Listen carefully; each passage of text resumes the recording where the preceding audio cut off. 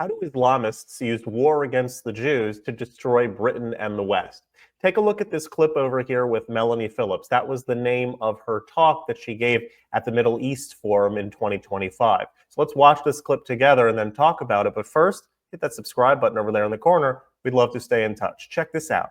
Israel is the quintessential nation state. The Jews basically invented the nation state, and the Jews are the most particularist of peoples, the most apart of all peoples. And therefore it's hardly surprising that in a society which has taken an axe to its own core values, that the Jewish people and the state of Israel have a bullseye on their backs. The unprecedented onslaught against the Jews has occurred because the Jews are central to Western civilization. They are civilizationals, they are Western civilization's soul. And this is a society against which the West has itself venomously turned. October the 7th, I would suggest, turbocharged the West's decades-long process of cultural suicide. Now, the Islamists understood this far, far better about the West than the West has understood it about itself. Because the Islamists understand that religion is the moral scaffolding of a culture. Without that scaffolding, a culture collapses. And the Islamists understood that when it came to the West, the Jewish people were the scaffolding of Western civilization. It's why they say in terms that their aim is first to destroy Israel and the Jews as a precursor to coming for the Christians and destroying the West.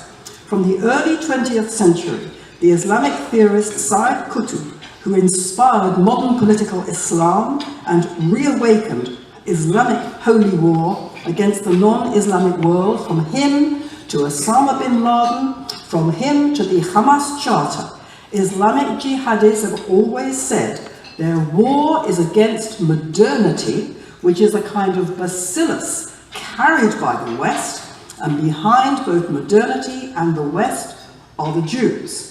So the West's onslaught against itself and its core values and institutions created, as we've heard today, a cultural vacuum. The Islamists saw their chance. They understood the point about a cultural vacuum. Because a cultural vacuum, there is no national identity that anyone even understands, let alone wants to defend. And they saw their chance and seized it, which is why we have the eruption into the Western world of the Muslim Brotherhood, with Hamas as its terrorist wing. You had here the Holy Land trial, where there were documents that were discovered that laid out very clearly the Muslim Brotherhood's aims of the democratic subversion, of violence, and of having lots and lots of babies, which are being carried out to the letter, and nobody mentions it apart from people like yourselves. And I would suggest that there was a further step that needed to be taken and was taken, because the ground for the Islamists had been laid from the 1960s onwards by the cause of Palestine. Palestinianism is the Islamist Trojan horse, because the Palestine cause has become the default position for all Western progressives. It's come on the back of colonialism. As you will know, Israel is seen as a colonialist enterprise. This is crazy. The truth is that the Jews are the indigenous people of the land, and it's the Arab and Muslim world that are the colonizers, and Zionism is the great project of decolonization. But facts cannot dent this narrative that the Palestinians are the indigenous people of the land, the Palestine cause is the cause of the oppressed, because, of course, in this post-biblical world, there is no such thing as truth. The idea of objective truth, it is said, is only believed by people who are unsophisticated and uneducated. But if there is no such thing as truth, then there are no such things as lies. So lies become unchallengeable, because in this post-truth world, everything is a matter of opinion, and feelings trump facts.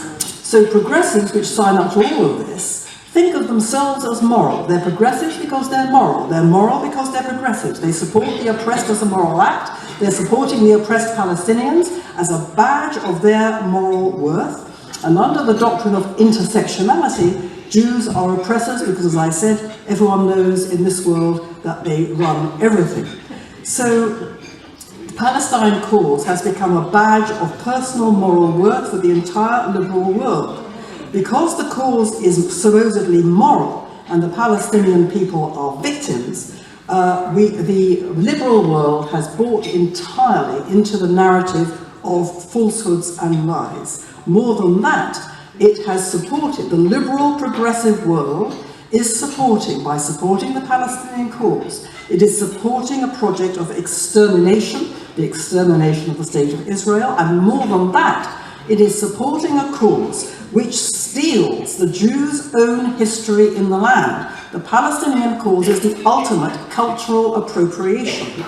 And this, while Palestinian cause supporters are also buying into the language of the Palestinian cause, which is the language of medieval anti-Semitism and Nazi anti-Semitism with imagery of rats, octopuses, and other stuff like that. This is coming out of the mouths of progressive people today about the State of Israel today.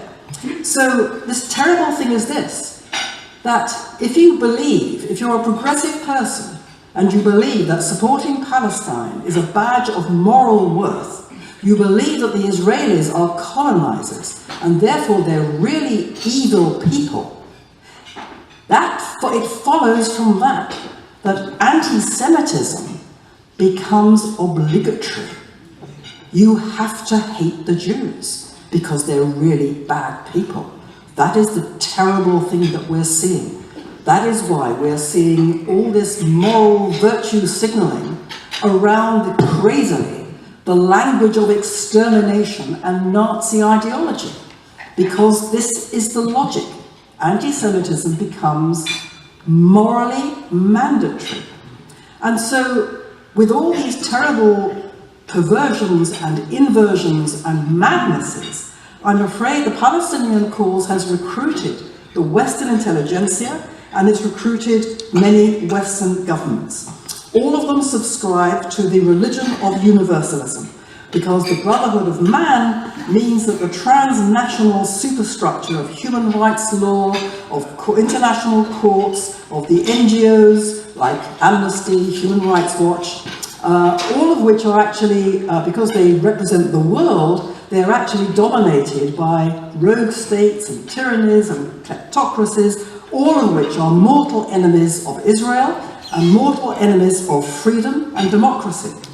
Through the Palestinian cause, the institutions of the entire humanitarian establishment, whose every word is regarded as unchallengeable by Western governments, the institutions of the humanitarian establishment have been turned into a weapon of exterminatory war against Israel.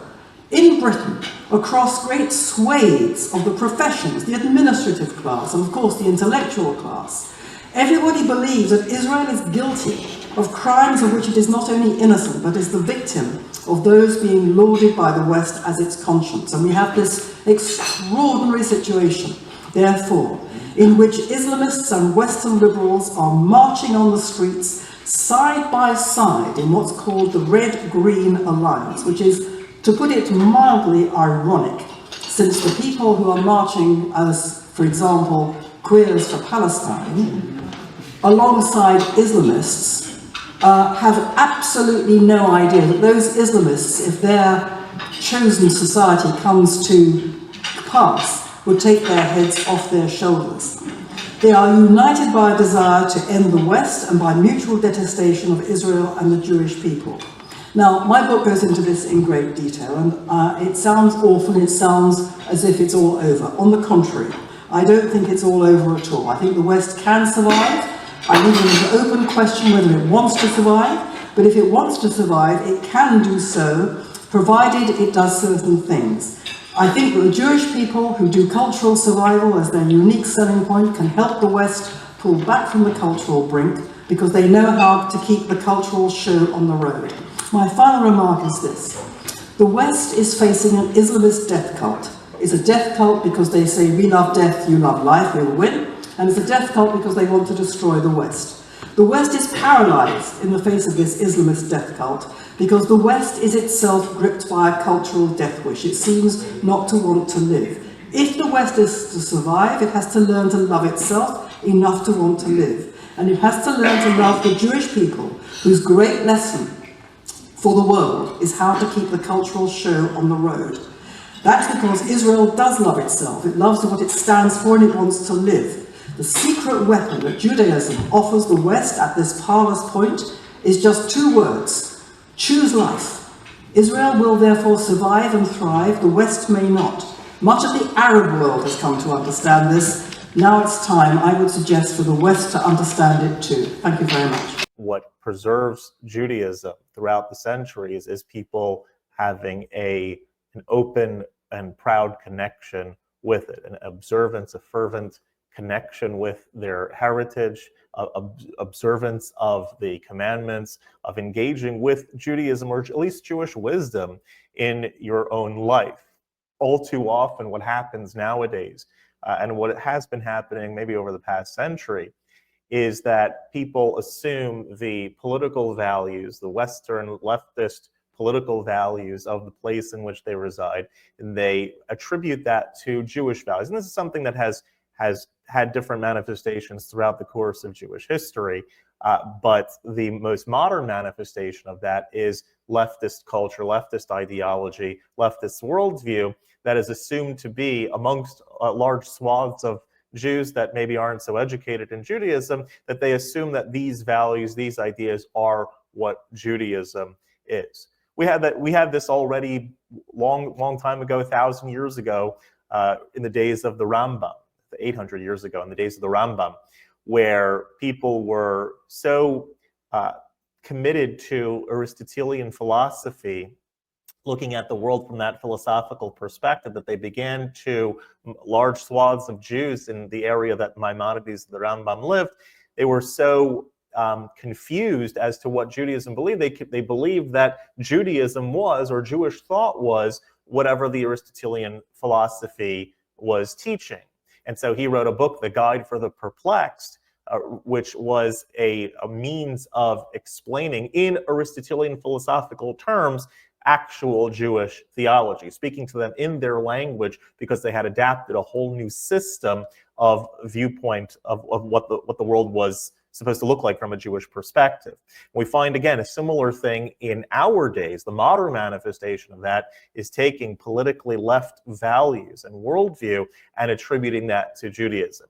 It would behoove the Jewish people to get reconnected and re-educated in our own wisdom, the Torah for its sake, not just as a means of validating leftist ideology, but getting back to our own sake and learning Torah on its terms and observing Torah on its terms and following Judaism on its terms, if we want to stay as a powerhouse that will continue to survive the test of time.